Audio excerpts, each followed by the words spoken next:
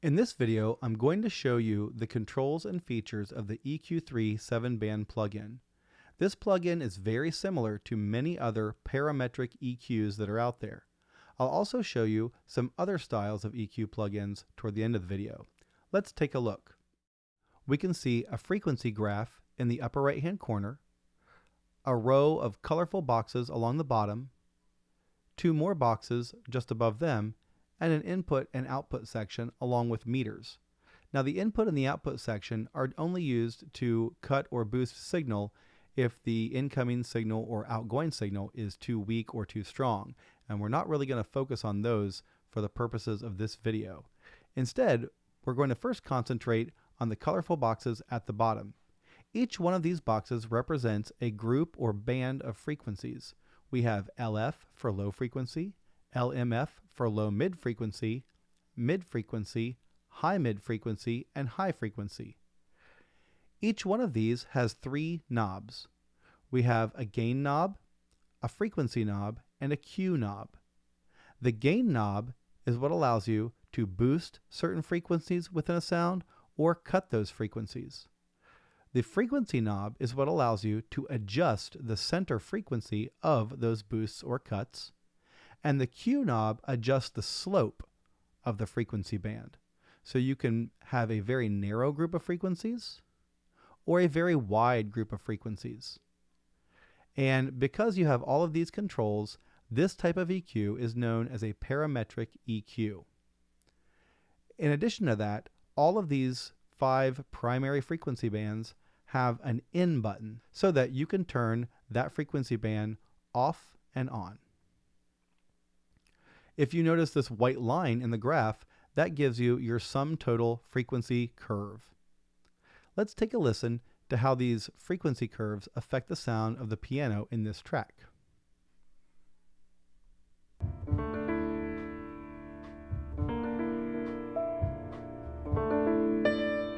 You can hear it's a little boxier, a little duller, darker.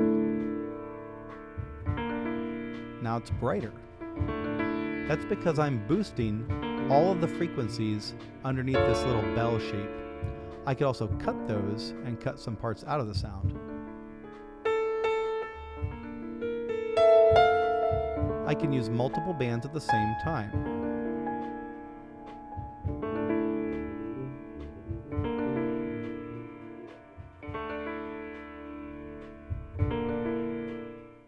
Now, you may have noticed that the low frequency band and the high frequency band have an extra button at the top of their boxes. These give you the ability to select from 2 different shapes for those bands. The default shape is shelf, which gives a boost or a cut to all the frequencies above, or in this case, below, the center frequency. However, if you want it to be a bell shape, you can make it a bell shape too. There are 2 additional bands that we need to consider. The HPF is a high-pass filter and the LPF is a low-pass filter. If I turn those on and crank the frequencies up, you can see this gray section appear. All of the frequencies in this gray section will be cut by a certain decibel level. In this case, 6 decibels per octave, meaning that as you go down in pitch, the cut gets more and more severe. I can adjust that slope by cranking the Q knob on the filter. You can see it's a bit different than on the other frequency bands, and that's because it's a filter and there's no ability to boost the frequencies. So I can do the same thing with the low pass frequency, and now I'm cutting out all the lows and the highs. As you can see, I can also adjust any of these bands by dragging the knobs on the screen. This is the so-called telephone booth effect.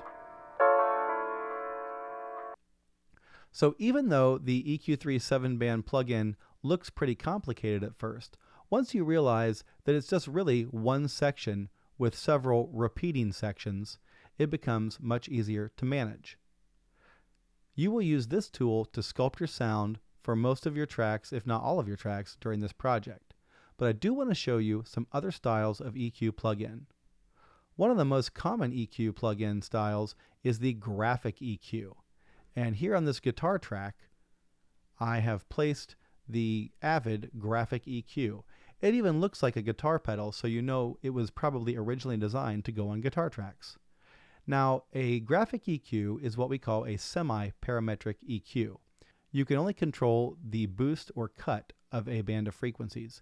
You have no control over the center frequency, and you also cannot control the slope or the Q of the frequency. Let's take a listen to see how the graphic EQ will affect this guitar track.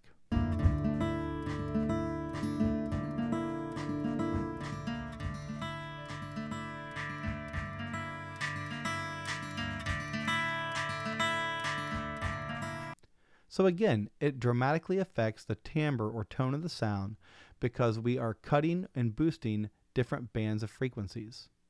Here is a plugin you may not have. This is a similar graphic EQ. It's from Waves and it's a little more advanced. You can see that here we have a 31 band EQ and there are many more sliders, but it's basically the same principle. It also has a helpful frequency graph here showing us the frequencies in real time and how they're affected by our boosts or cuts.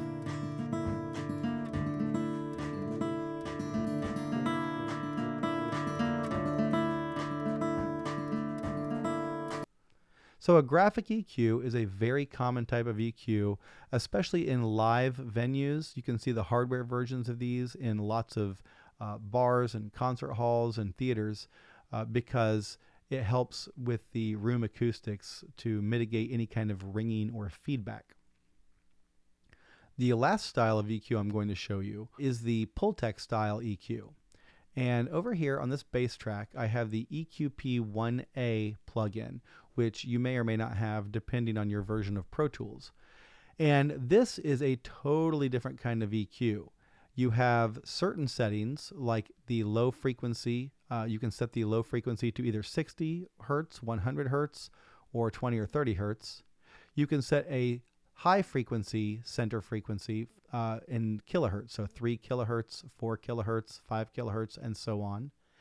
And then you have this attenuation selector. Now, attenuation is just a fancy word for turning something down in volume level. So what I'm going to do is set my low frequency to 100 hertz, and then I'm going to play it. And as I do, I'm going to adjust this boost and attenuate knob. And we're cutting and boosting around the same frequency in a totally strange way, but it will sound good because it's a Pultec.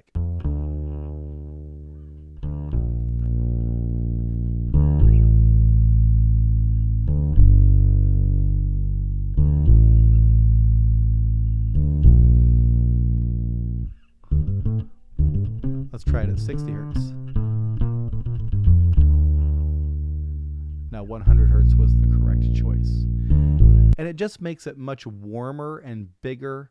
And then we can adjust the bandwidth here. We might want to make it a little less broad.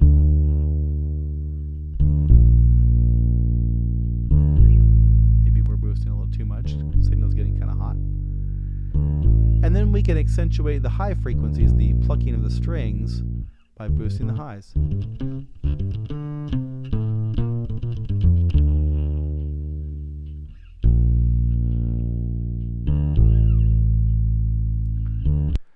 Working with the Pultec, to me, is a lot more art than science.